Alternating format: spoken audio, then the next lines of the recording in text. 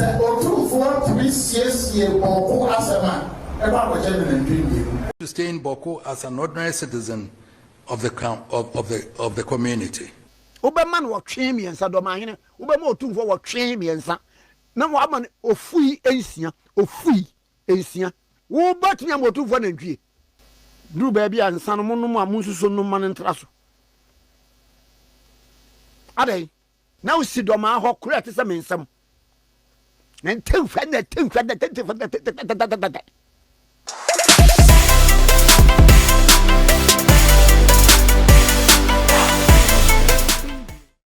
Abusi amese krampo afem.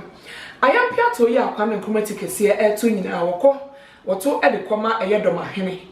Ane abusi ya obisa se edienti na abanisa. Ni nyina ejina eye entokwa a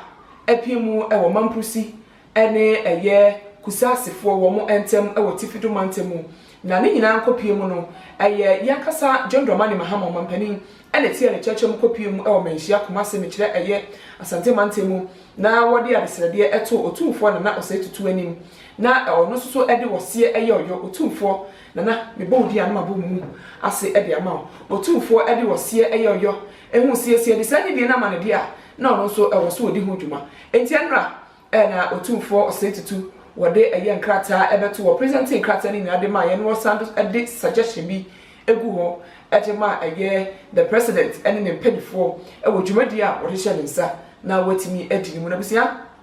mama watie video no na wa video no so se na esifa ekọ nyina na mindi nkan elfa eye ensamada enam so ema Kwame Nkrumah Tikeseɛ wode ho ayampia to aba na obi a wono monsa ne okomensani na senzani na wode bae no mefa ensom ne nyina Dormaahene se ode ayampia to di nkan gu a mframa mu kire mu se Otumfuor osetutu wotumi esolve eye mamprusi ene kusasefo wo mo entokwa no a ene obeku nantwia kese mienu edi amano ahwefiri se Otumfuor to be Bawku asema about nantwie entia no eso na nam ene nedie Otumfuor na osetutu ene ho screen so no se wo present eye case na se issue no baby akwa sense wotonsa ede frɛ wo mo wo mo nyina so wo kan asɛm no nyina de kyerɛ wo mo na asɛm no mu kam no wo kyerɛ mu a potokasa mu no wo kan no wo kyerɛ mu a ene wotonsa frɛ wo mienu no wa mpɛs wo nka ne nsɛm no wo so kyerɛ ne nsɛm ne mom no mpanifo se de ade wo no ene wo die enti wo ma wo mo te aseɛ sɛ wo bi atimi adi ade 40 years ne de enka bɛ ya wo mo ma etuo enkɔtwetwe de etwere abusia Otumfuor eka ne nsɛm kyerɛ mbebiri amedi nkia kasɛm mu atie na yakoko tie eye Kwame Nkrumah Tikeseɛ ayampia to no nyina yeba yebesan so ato aso ne de Otumfuor na osetutu de no ato amso na enra Otumfuor ye presentation de His Excellency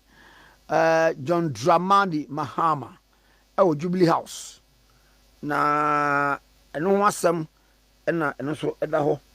a Otumfuor de report no mediation report no ni nyina so ede akwa mampani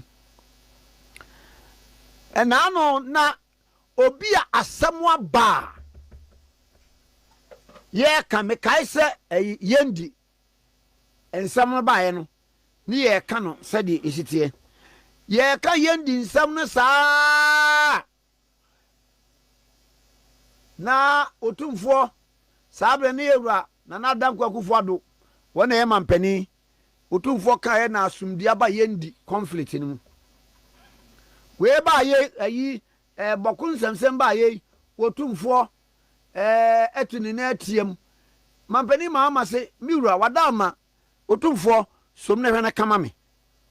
wo kan wanwie ye na Dormaahene egina ha se temfa wetinja na te wetini dai eye wetini kansa na mema nantwe mi no ma no twe mi ensa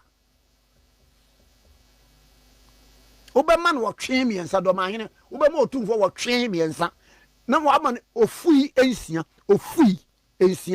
Okay FM 101. Abwa no yin e ojam fra mabasa no eti tese bokun sensem no a na ekoso no Dormaahene e ofra ho na munyina ma Ghana obi ate won wa ye din so Otumfuor kakura na anya yi a eye de wo batumi am Otumfuor na ntwie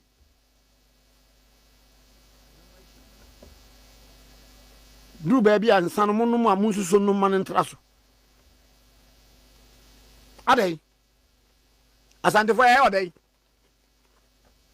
ana Otumfuor te wono an osori se wo koka boko nsɛmsɛm no yendi nsɛmsɛm no president ni se wadawroma kabi mami na de oba mo be yie na usi doma ho kura te se mensɛm na ntemfa na bibi esi ho eye mawie Otumfuor ka asɛm ni wie a na ntwie na ade be ma no doma no kuma doma ma ne nwe na chibi na fa ba Jack Daniel so adai eti nipa ye kum wo mo oboko no Dormaahene ya fe Otumfuor ntimi anka fa ho bai sa ho ya o se de nyi o se dam o yenim oba bi mi mo che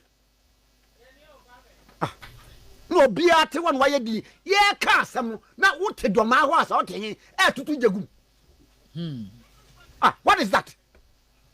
ayasem and obia ntimi nka bi nkyere wo kyese wadwe yo se woni Otumfuor nya woni asantema na nya woni Ghana man na nya president bi aba ha wa ba Dormaahene president be na aba wa ba Dormaahene fa so ye so asuma me ka me se fa so ye so adai asantema yo dai ho anti we po na ma mesia afem no besia Kwame Nkrumah Tikeseɛ wan fa nche Dormaahene watu bi di ama no anti yenko tie ensemada akoso ewo eye omampani na so ye abra Otumfuor setutu wode eye case no represent edema John Dormaahene Mahama eye mampani wono tie dwa so suggestions epiem so yenko tie mama bi emu medamase emamu enitia subscribe mama makram to stay in Bawku as an ordinary citizen of the community, but not to pose as Bawku Naba. The final recommendation, Mr. President, I recommend that my brother, the Nairi, accepts the laws as presently constituting Sigri Abugrabu Azoka as the chief of Bawku and head chief of the Kusasi traditional area. We chiefs, no matter how exalted, do not live above the Constitution of Ghana and the laws duly enacted and affirmed by the courts. Accordingly, the laws which recognizes Asigri Abugragu Azoka must be enforced by the government of the Republic of Ghana until change in accordance with the 1992 Constitution or reviewed by the Supreme Court of Ghana. The government must enforce the laws and deal sternly with any person challenging the lawful authority of the Abugra Azoka. This is critical to the restoration and maintenance of peace in Kusasi traditional area. I wish to thank you, Mr. President, and your predecessor for reposing such confidence in me and tasking me with the mediation of this conflict with a view to finding a lasting solution. I also want to thank the Nairi and the Bawku Naba for their efforts relative to this mediation process. The various chiefs or heads of various communities whom I met in the area who also participated in this endeavor deserve positive commendation. I have come to the conclusion that the path to a lasting resolution coincides with the enforcement of the current position of the law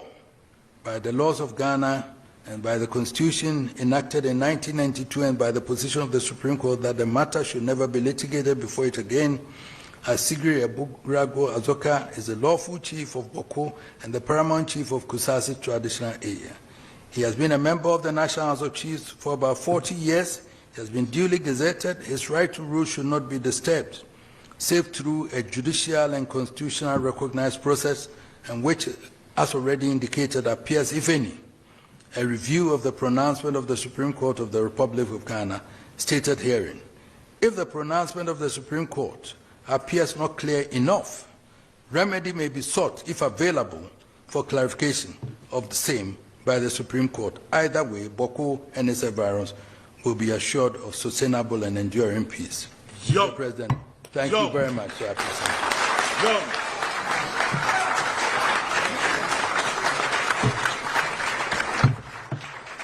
Mr. President, I want to suggest that I was going to meet them again. We set up a mediation process where we would, reconciliation and everything, the way things have happened, where the Peace Council, and then we nominate some lawyers from their side, from